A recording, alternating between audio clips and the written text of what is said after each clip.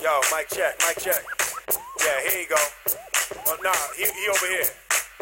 Yeah, I heard he got that hot new thing. It's called Switch. Let's get it going.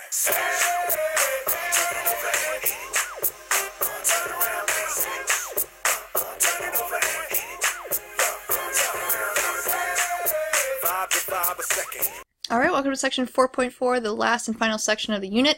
We're going to talk about inverse functions, and for some reason, whenever I come across an inverse function problem, I always think about Democrats and Republicans. I don't know why. I'm probably the least political person that you can ever talk to, but for some reason politics is always brought up in my mind. I guess you can kind of thank Mr. Wyant for that, I guess. But inverse functions, the reason I think about Democrats and Republicans is because normally when people go to the polls, especially in the big presidential election that's coming up pretty soon, if a Democrat would vote for a Democratic candidate, and then a Republican would vote for the Republican candidate for presidency, those two votes kind of cancel each other out, because it's not like one person is winning over the other one.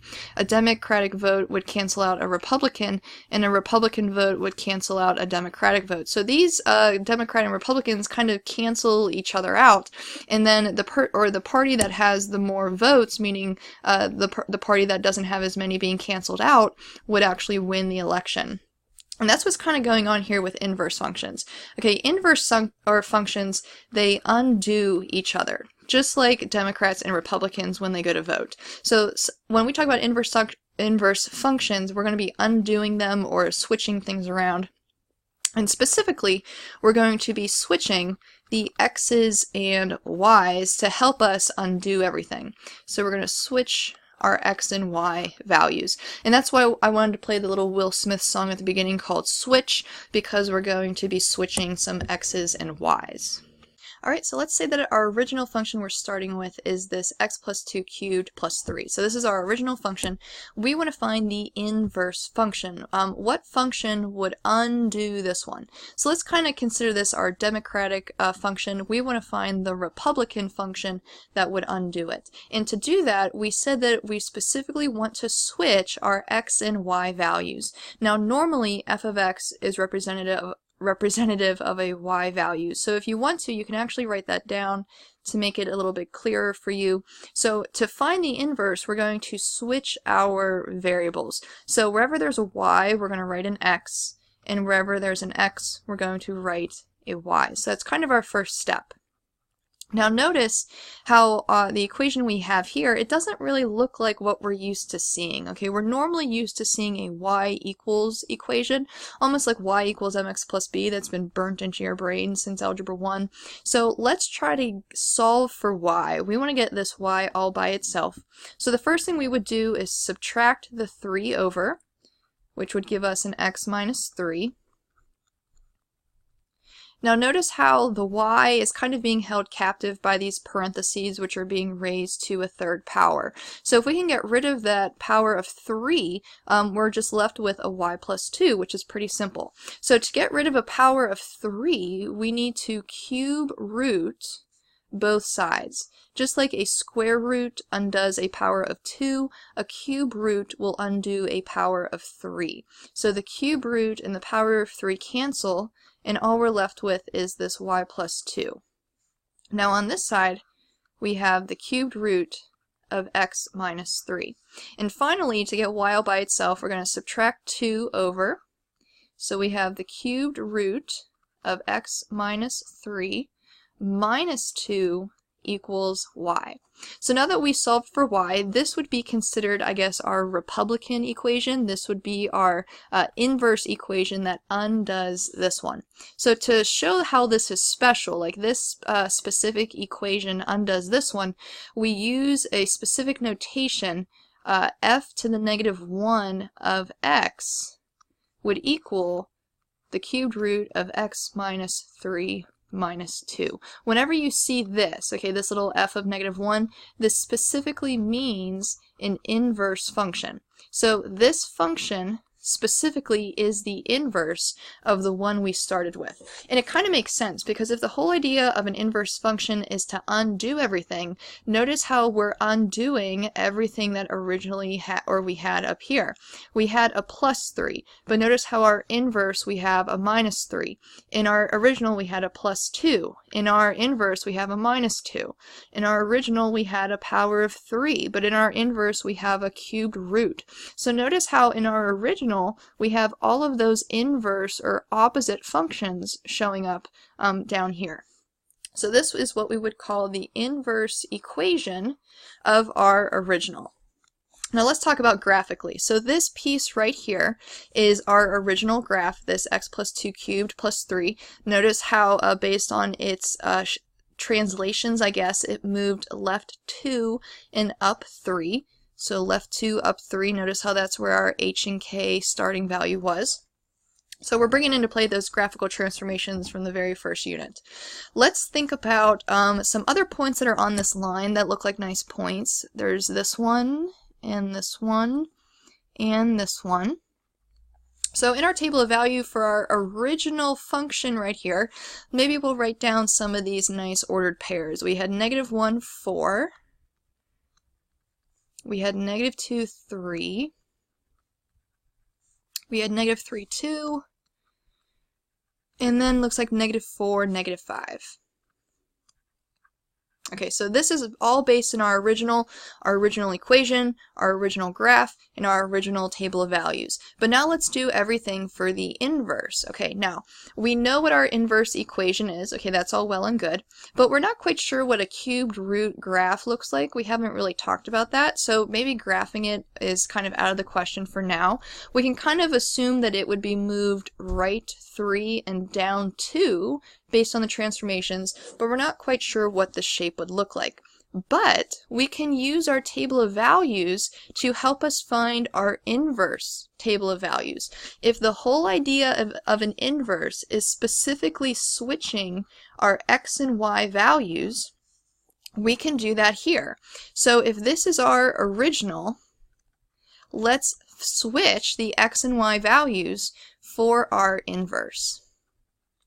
So if this was originally an x value in our original, that means it's going to be a y value in our inverse. And thinking on the same idea here, if this 4 was a y value in our original, that means it's going to switch to an x value in our inverse. So we're specifically switching x's and y's in our table, just like we switched the x and the y in our equation. Okay, the whole idea of an inverse is to undo each other by specifically switching those x and y variables. So if we fill in the rest of our table, it looks like all of our y values are going to become x values, and all of our original x values are now going to become y values. So even though we specifically don't really know how to plot the inverse equation just yet, we can plot some inverse points.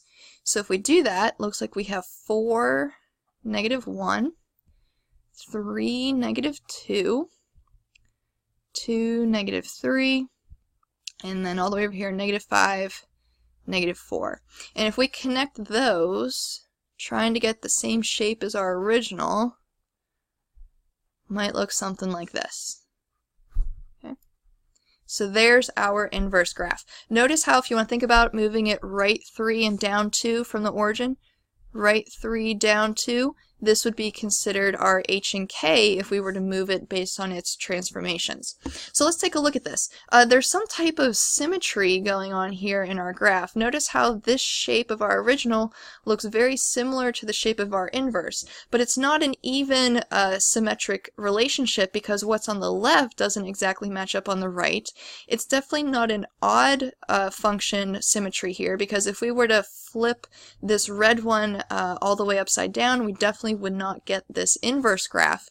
So what's going on here is we have a different type of symmetry. Let's see if I can draw it in for us. Look at this line right here. Okay, so this is what we would consider the line of symmetry for our inverses. Specifically, this line is the equation y equals x Notice how we go right through the origin because our b value is 0 and we have a slope of 1. So if you can imagine, okay, this is a very visual representation here. If you can imagine taking this piece and folding it diagonally across this line of symmetry, it would line up on this red graph. Notice how this original h and k vertex kind of point is 3 units away from this line of symmetry. And then the inverse point is also about 3 units away from that line of symmetry, directly across from each other. So there is a type of symmetry going on between our original and inverse functions. It's just not that even or odd symmetry that we were talking about later on or previously in this unit. This time the symmetry is occurring in a diagonal fashion across this y equals x line. Alright, so let's try another one. This time our original function is a square root function.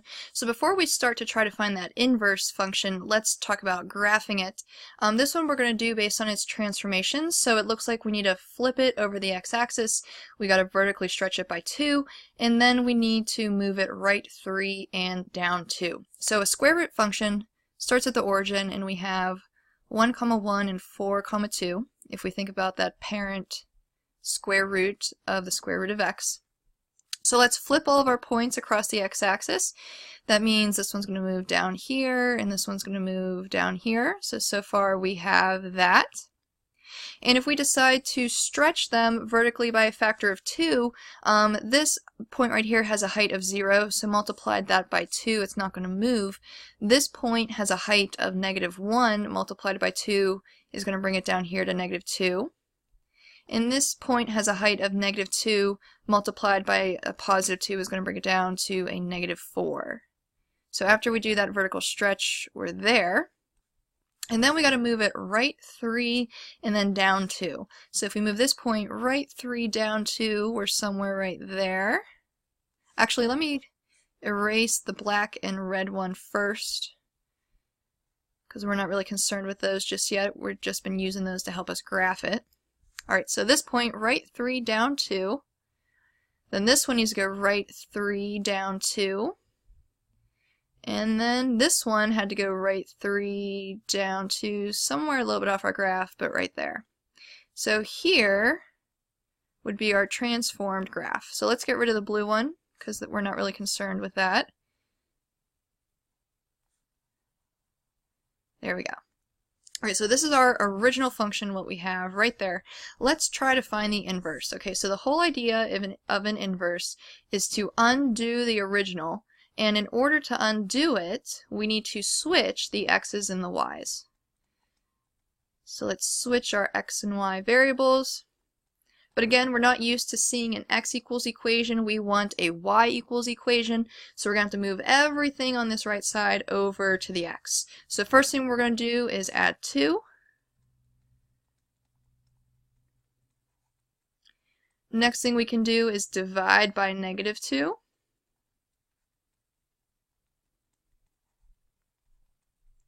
To undo a square root, we got to square both sides. So let's square the entire left-hand side, and if we square this side, the square root and the square cancel, so we're just left with y minus 3. And lastly, we can add that 3 over. Alright, now since we have the y all by itself, this is our special inverse function, so let's make sure we use that appropriate f of -1 notation. Alright, so there's our inverse function. This one would undo this one. We can actually notice how we were essentially subtracting 2, but in our inverse we're adding 2. We were multiplying by -2 in our original, but in our inverse we're dividing by -2. We have a square root, but a squared in our inverse, and instead of subtracting 3, we have this addition of 3. So notice how each individual piece up here is somehow being undone by its inverse operation in our inverse function. So let's try to graph this inverse. You could graph it off of its transformation. Okay, you could, or you would have to pull out that factor of -1/2. That would eventually turn into a horizontal stretch. Or you could go off of the points you have on your original. So if this point is 3, -2, we can find the inverse point by switching the x and y variables. So our inverse point would actually have an ordered pair of -2, 3, which would be somewhere right here. And if this one is 4, -4, the inverse would have an ordered pair of -4, +4, somewhere right there. And if this ordered pair, I think, was 7, -5, our inverse would have a -5, 7, somewhere off our graph. So there would be our inverse function. And again, if you wanted to check, you could draw in your line of symmetry, okay, that y equals x diagonal line. Notice how that your original kind of starting point here looks about like 2.5 units away from this line of symmetry, and so is your inverse, exactly across from each other, the same distance, 2.5 units away. So if you were to fold your original diagonally, it would line up on your inverse graph. So everything checks out there. But let's take a second to talk about the domain and range. Take a look at your original function, okay? Take a look at the graph. I mean, you could look at the equation, but if we take a look at the graph, the domain starts at a +3 and it goes forever to the right. So that domain, we would have x values greater than or equal to 3. If we take a look at the range, we can go as far down as we want, but we have a top cap of -2. So the y values can be as far low as you want, but they cannot be greater than -2. Now if we take a look at the domain and range of our inverse, the domain can go as far left as it wants, but it stops right here at -2. So we have x values smaller than or equal to -2. But the range looks like it starts at 3 and it can go forever up. So our y values are greater than or equal to 3. Take a look at the relationship between the domain and ranges of your original and your inverse. Notice how the original domain value actually ends up being the inverse's range. They're exactly the same. They're both greater than or equal to 3. And very similarly, the original's range actually ends up being the domain's or the inverse's domain. They're exactly the same. They're both smaller than or equal to -2. This again brings in the whole idea of switching your x's and y's. In your original, okay, domain really means x's, in your range really means y's, but in your inverse, if you switch them, notice how your y's become x's and your x's become y's. So the same idea is showing up again, this whole idea of switching your variables. In your original, the domain and range switch for your inverse. Alright, so now let's talk about finding inverses graphically. We want to figure out, does the function have an inverse that is also a function? So any function or any equation we come across is normally almost going to have an inverse, but the question is the inverse a function? Meaning if we put one number in, do we only get one number out?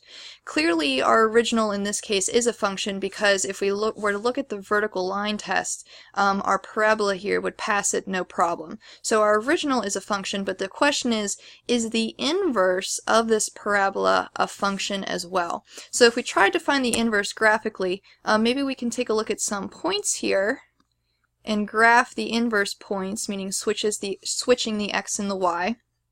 Well, 0 and 0, if I switch them, it's still the same ordered pair. 1, 1, if I switch them, it's still the same ordered pair. But 2, 4, if I switch those, it would be 4, 2, which would be right here. So maybe we'll extend this part. And then -1, 1 would become 1, -1. And -2, 4 would become 4, -2. So those are our inverse points. Now clearly our original function was quadratic. So we can say this is our original. And if we were to find the inverse, switching the variables would look like this. And then solving for y, we would have to square root both sides, but that would give us a plus or minus x equals y. So notice how we do have a square root graph, okay, this first piece. So this would be the positive square root, but then since we have the negative as well, that's what our bottom piece would be. So clearly, if we look at the inverse graph, this would not be a function, because if we use the vertical line test on that, it would fail tremendously. We have 2 points almost everywhere except for the vertex right there at the origin. So in this case, the inverse would not be a function. We would say no. Now there is a shortcut. Instead of having to always graph these inverse points to find your inverse graph, we know that the vertical line test can be used to show if the original is a function. But what we can do is use the horizontal line test on the original function as well. And notice how the horizontal line test does not pass on the original. Okay, it's actually touching it twice everywhere except for that vertex. So since the original does not pass the horizontal line test, then its inverse is not a function. So the vertical line test answers the question, is the original a function? But the horizontal line test answers the question, is the inverse a function? So taking a look at this next one, without having to graph our inverse graph, clearly the original is a function. It passes that vertical line test. But if we use a horizontal line test, it does not pass, specifically here in the middle. So if we were to graph the inverse of this one, it would not be a function. It does not, oops, I didn't mean to move that one. It does not pass that horizontal line test. So graphically, you can use those horizontal and vertical line tests to answer that question. Now in terms of a mapping, we know that we do not want any x values repeating in order for the original to be a function. But remember, if we're switching our x's and y's, okay, for our inverse, we would, all the y's would now become x's, and all the x's are now y's.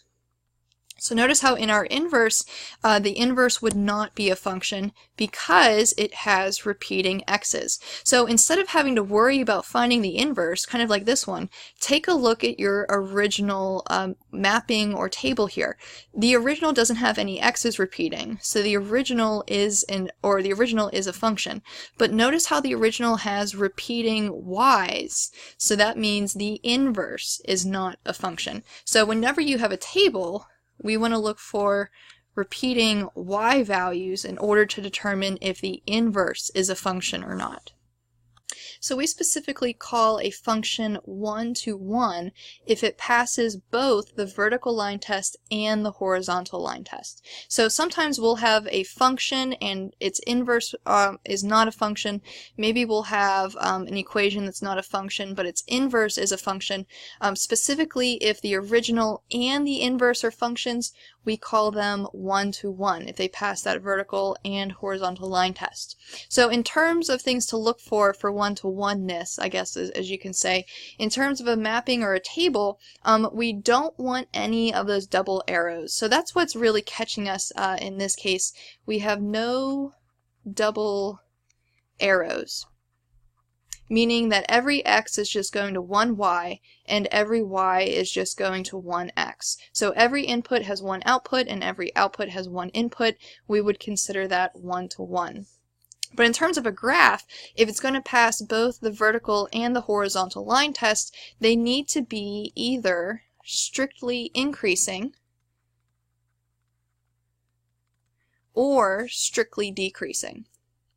Because the moment we start to put in some of those turning points, when we get a increasing to decreasing motion, maybe for instance we'll be increasing but then we decrease for a little bit, notice how that's going to fail that horizontal line test. So it needs to be strictly increasing the entire way on its domain or strictly decreasing the entire way in order to pass both of those line tests. Alright, last but not least, we're going to talk about proving how two functions are inverses of each other. And to do that, we're specifically going to use those composition functions that we talked about in the last section to help us do that. So remember, two functions are inverses of each other, then they completely undo each other. Every single operation that's in these functions are gone. Okay, we get rid of them, we undo them.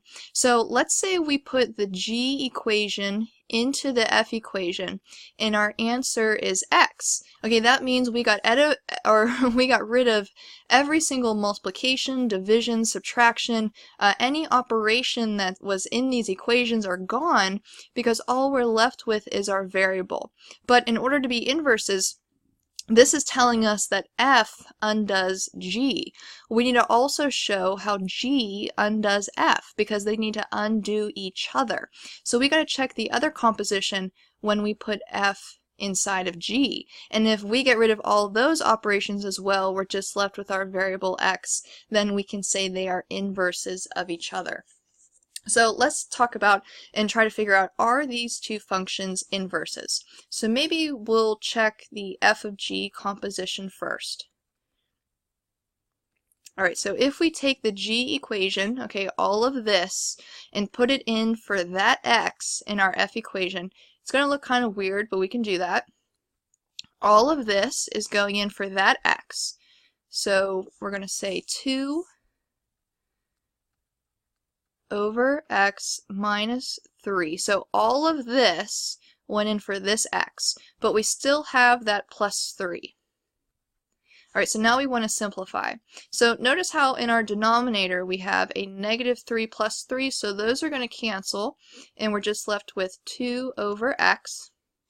But instead of dividing by a fraction, we can multiply by the reciprocal. So we're going to, instead of taking 2 divided by a fraction, we can take 2 times the reciprocal, which would be x over 2. But since we have a multiplication of 2 and a division of 2, those cancel, and all we're left with is x. So notice how we're undoing all of the operations. The addition and subtraction of 3 are canceling each other out, and the multiplication and division of 2 are canceling each other out. They're completely undoing each other. All we're left with is our variable. So far so good. So f definitely undoes g, but now we got to check, does g actually undo f? Does it go the other way? So let's check it out. This time we're going to take the f function and put it into g. So we're going to take all of this and put it in for this x. So we have our numerator of 2 divided by all of this, which would be 2 over x plus 3. But we still have that minus 3, so that's on the end. Alright, so if we start to simplify, again, we can do, instead of taking 2 divided by this fraction, we can take 2 times the reciprocal, which would be x plus 3 all over 2.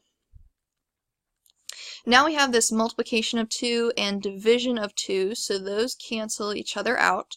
All we're left with is the x plus 3 that was in the numerator, but we still have the minus 3 on the end. And notice how plus 3 minus 3 cancel, undo each other, so all we're left with is x. So yes, the g function undoes the f. So since f undoes g and g undoes f, both of these we would consider are inverses of each other. Alright, so let's bring on the pain with this last question here. We want to find the inverse function or equation of our original over here, as well as the domains and ranges of both the original and the inverse. Well, let's just take a look at the original first. And thinking about the domain, since we have a fraction, the bottom cannot equal 0, meaning x cannot equal negative 4. So that should be our original domain. Now, we said that in order to find an inverse, we switch the x's and y's. So if this is my original domain, that means that it's eventually going to be the range in my inverse. So since we're specifically talking about a range, this time my y value cannot equal negative 4. So just by finding the original domain, you also know what the inverse's range is. But in order to find the original range, we're going to have to find that inverse's domain. So let's go through and actually find the inverse. What is that f of negative 1? So let's switch our variables.